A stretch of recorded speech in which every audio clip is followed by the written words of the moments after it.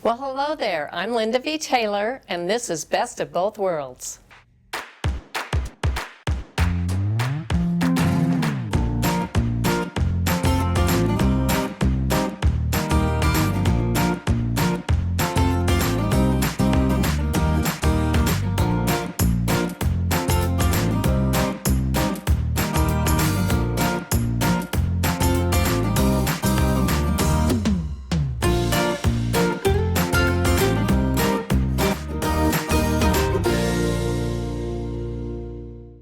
Who doesn't love red work? Everyone loves red work, and hand-done red work is absolutely amazing. I know machines can do it as well, but my friend Carol did this beautiful quilt, and I think I did it justice, so I want to show you exactly what I did with it. Let's get started. First of all, of course, I stabilized the quilts by stitching the ditch around all of the squares, and then in the patterned areas, I decided to put some patterns in there. This one's called Flowers and Lace. I love that one.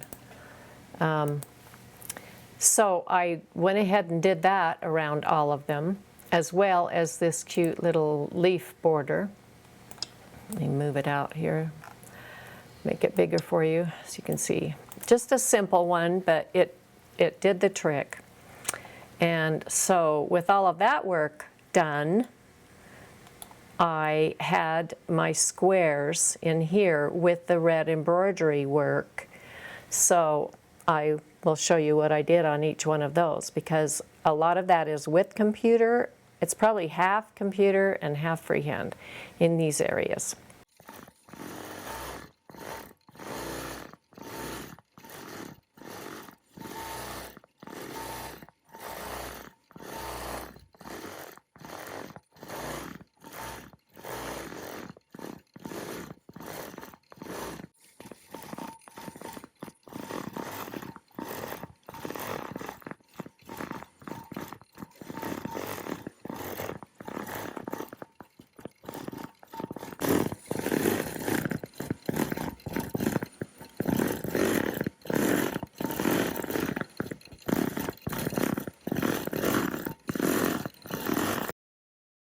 This cute little flower wreath, I just wanted to do something around the outside that was pretty outstanding. And also, I just nailed that down in the middle with this cute little design here. This is from my Baltimore album collection, and I use this pattern so much, putting it together in different ways. It's pretty fun.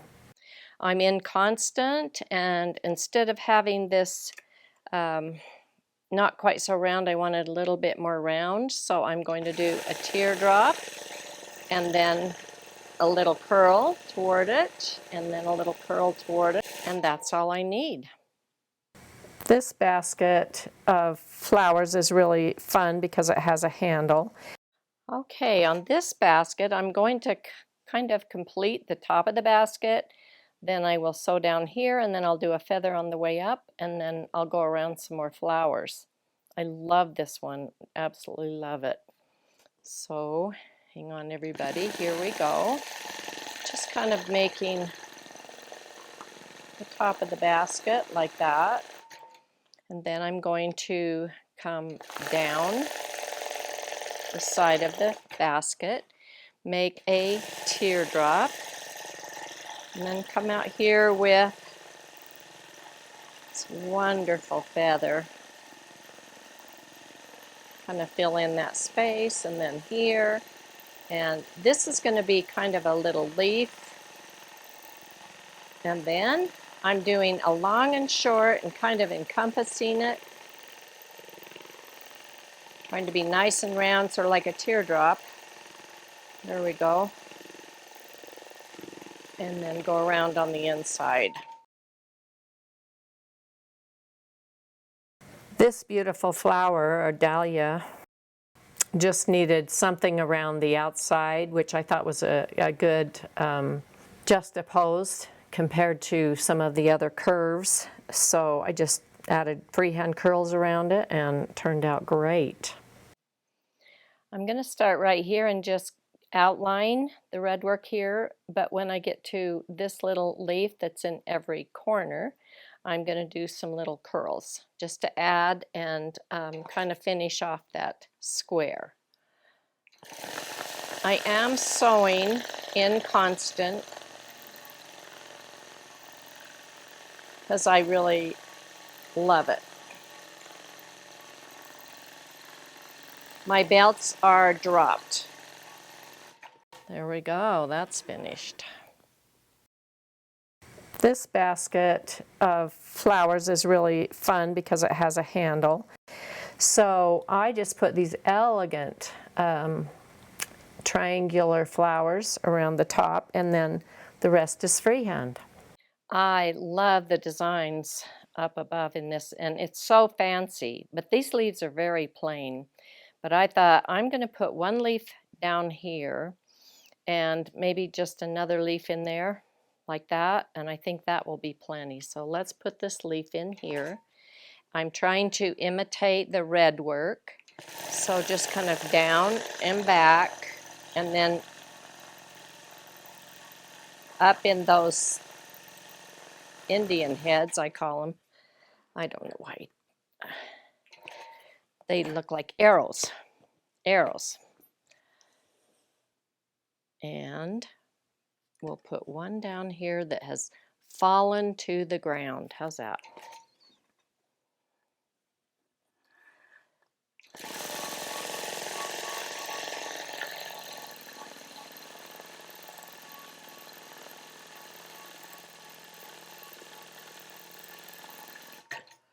I love it. That's one of my favorite squares. This little basket of red work is adorable. I think I will put some feathers down here below, and I'm going to start in the middle, do my little teardrop.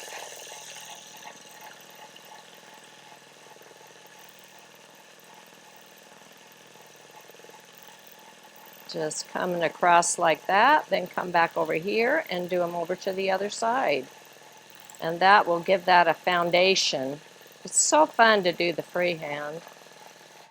Now I'm going to go back up to the top of the basket, although I've already outlined it, and I'm going to start with feathers down the side of the basket and kind of reach out a little bit more to the edges just to fill that in. One more right there. Awesome. Except it looks like there's a beautiful butterfly here.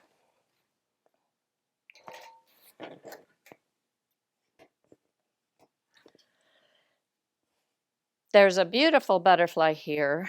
The bottom is complete. This has been outlined. It looks like there needs to be something up here. So I'm just going to put a feather up there. You can have feathers anywhere you want them. Maybe a little curl.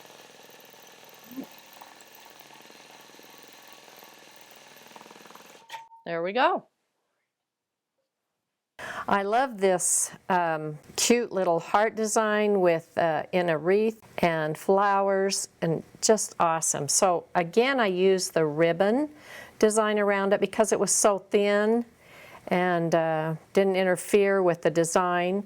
And then I found this cute little flower from one of Harry Wellner's collections as well to put in the middle, and it fit perfectly in that 8-pointed star. Love it. Okay, on this one, I'm going to make this a kind of a little bit different design. Come out here with a point, and it really looks nice.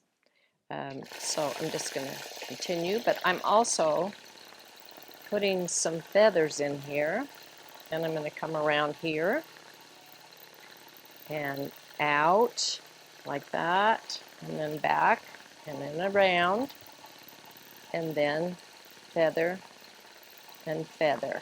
And then I just, for the rest of it, I just went around it and outlined it.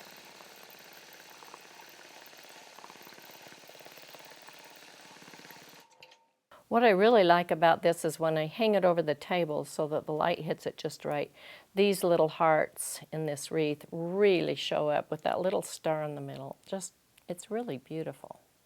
I love the triangle design in these corners, and then our little hummingbirds on both sides.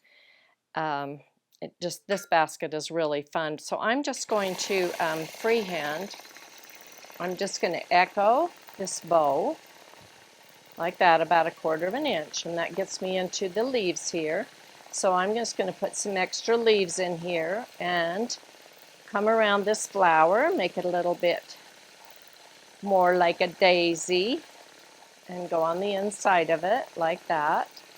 Then I can come out and start in on these leaves, again adding more leaves in them, and they have a little stem on the inside. I'll just come right down here, add as many as I want, and have some hang over the edge of the basket. That's wonderful. This cute redwork design had enough space around it for me to actually put one of my floral frames. I did have to remove part of it at the top and the bottom, as you can see, but the rest of it fit in perfectly and so cute. This one was just pretty empty, so I am just making those leaves again with some stems in them right down here, and that just nailed that down so well. Really looks complete now.